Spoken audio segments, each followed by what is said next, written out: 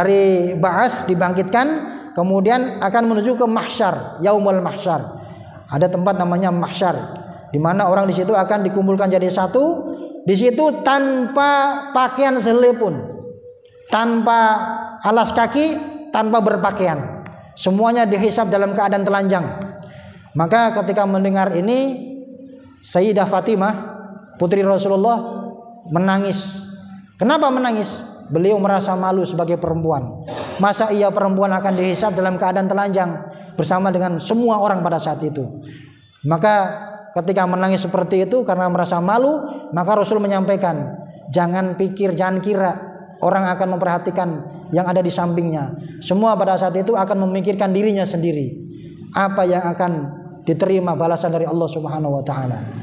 Jadi di yaumil mahsyar itu nanti tanpa alas kaki, tanpa pakaian, dan semua sesuai dengan amalan masing-masing. Ada yang keringatnya semata kaki, ada yang keringatnya selutut, ada yang keringatnya sepusar, ada yang keringatnya sampai menenggelamkan dia. Itu dalam hadisnya ada seperti itu disampaikan. Ya, makanya salah satu di antara yang dianjurkan ketika kita mendengar ayat-ayat yang dibaca menerangkan tentang masalah neraka, masalah siksa, kita berdoa kepada Allah. Contohnya misalnya seperti ini. Di dalam surat Al-Ghasyiyah kita sering mendengar imam membaca di akhir ayat itu, ya, summa inna alaina hisabahum. Maka kita berdoa kepada Allah, ya Allah, Allahumma hasibni hisaban yasira. Ya Allah, hisablah kami dengan hisab yang seringan-ringannya. Ini kalau Bapak mendengar tadi, ya, saya dulu diajar sama orang tua saya ketika ngaji, nanti kamu ketika sampai ayat ini kamu berdoa, minta kepada Allah, Allahumma hasibni hisaban yasira. Ya Allah, ringankan kami nanti ketika dihisab di hadapan-Mu ya Allah dengan hisab yang seringan-ringannya. Karena tadi itu orang kalau dihisab satu hari saja itu lamanya seperti 1000 tahun.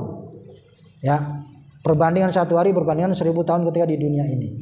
Maka kita minta kepada Allah, termasuk tadi Imam Hanafi berdoa kepada Allah. Orang yang sudah taatnya seperti itu meminta kepada Allah agar diselamatkan dari yang namanya siksa api neraka.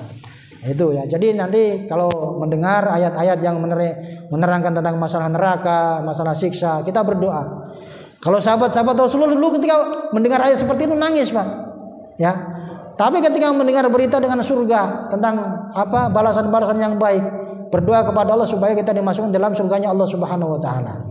Itu disunahkan walaupun dalam keadaan kita sedang sholat. Itu disunahkan seperti itu. Mendengarkan ayat-ayat siksa maka kita berdoa supaya diselamatkan dari siksa api neraka.